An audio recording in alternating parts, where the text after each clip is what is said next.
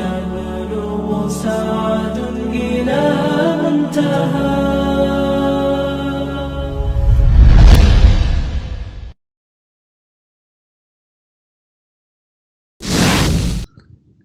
بسم اللہ الرحمن الرحیم. السلام علیکم. فرسٹ لینگویج اردو 3247 کے پیپر 2 کو حل کرنے سے پہلے آپ کو اس کے اسسمنٹ آبجیکٹیوز معلوم ہونے چاہیے کہ جواب تحریر کرنے کے لیے آپ میں کیا قابلیت ہونی چاہیے. Assessment objective 3 literature text. Candidate should be able to T1. Demonstrate first-hand knowledge of the content of literary text. T2. Understand the literal meanings of text and context of those meanings. T3. Understand literary texts beyond their literal meanings in terms of the issues and attitudes they raise. T4. Recognize and appreciate ways in which writers use language to create their effects of narration, description, characterization, and literary structure. T5. Communicate an appropriate and informed response to what is read. Description of components. Paper 2 کو حل کرنے کے لیے آپ کو 2 گھنٹے دیے جاتے ہیں. اس کا ویٹیج 50% ہے. اس پرچے کے 3 حصے ہیں. پہلا حصہ الف ہے. اس میں اندیکھا اقتباس دیا جاتا ہے جس کا ادبی متن ہوتا ہے جو شاعری یا نثر کسی ایک میں سے ہو سکتا ہے. اس کا آپ کو تجزیاتی جواب تحریر کرنا ہوتا ہے. اس کے 20 نمبر ہیں. دوسرا حصہ بے ہے.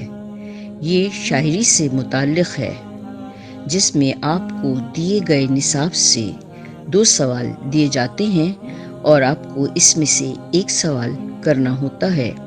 اس کے 15 نمبر ہیں. تیسرا حصہ جیم ہے جو نثر سے متعلق ہے. اس میں آپ کو دیے گئے نصاب سے 2 سوال دیے جاتے ہیں جس میں سے 1 سوال کرنا ہوتا ہے. اس کے 15 نمبر ہیں. دیے گئے نصاب میں اس کی مزید وضاحت یوں کی گئی ہے. All questions in part 1 unseen passage, part 2 poetry and part 3 prose encourage informed personal response and are designed to test assessment objective 3 literature text. In practical terms, this means that candidates will be asked to demonstrate informed and appropriate personal response, sometimes directly. For example, what do you think? What are your feelings about? And sometimes by implication explore the ways in which assessment objective T5. Knowledge of the text through the use of close reference to details and use of quotations from the text. Assessment objective T1.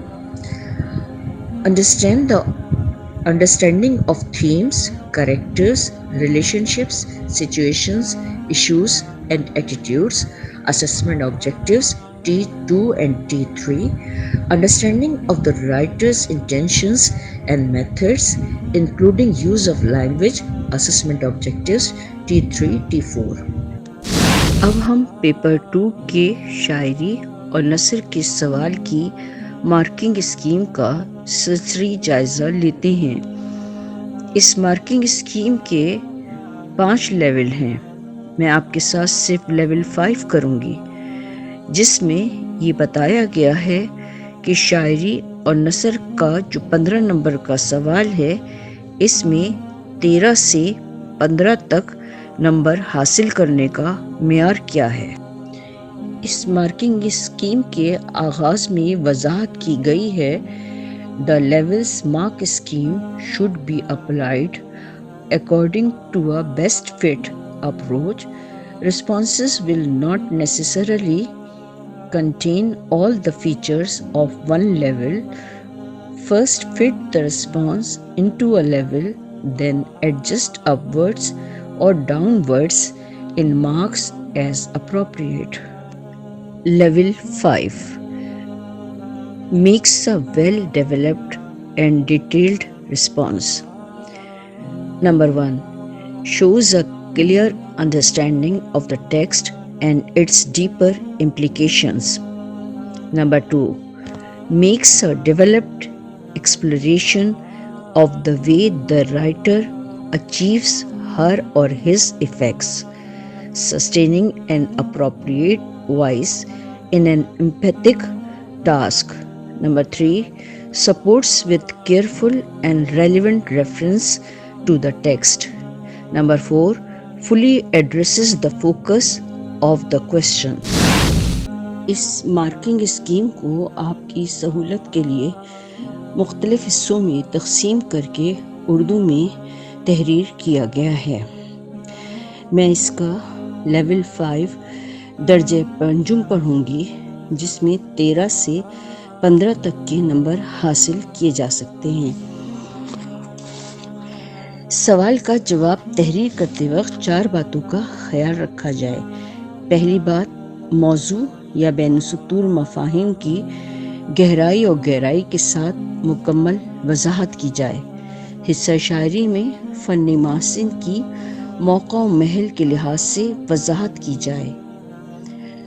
دوسرا، اس بات کا خیال رکھا جائے کہ مصنف کے بیان کردہ موضوع یا کردار کو مد نظر رکھتے ہوئے سوال کے تمام حصوں کا احاطہ کرتے ہوئے جامع جواب لکھا جائے۔ آغاز میں مصنف از مضمون کا مختصر بھرپور تعارف ہو اور اختتام سوال کے مطابق ہو۔ تیسرا، اس بات کا اہتمام کیا جائے کہ نظم یا نثر سے مربوط محتاط اور برمحل حوالے لکھے جائیں۔ چوتھی اہم بات یہ ہے کہ سوال کے مطابق جو معلومات لکھی ہے اس کا نتیجہ خیز تجزیہ و تبصرہ مہارت سے تحریر کیا جائے۔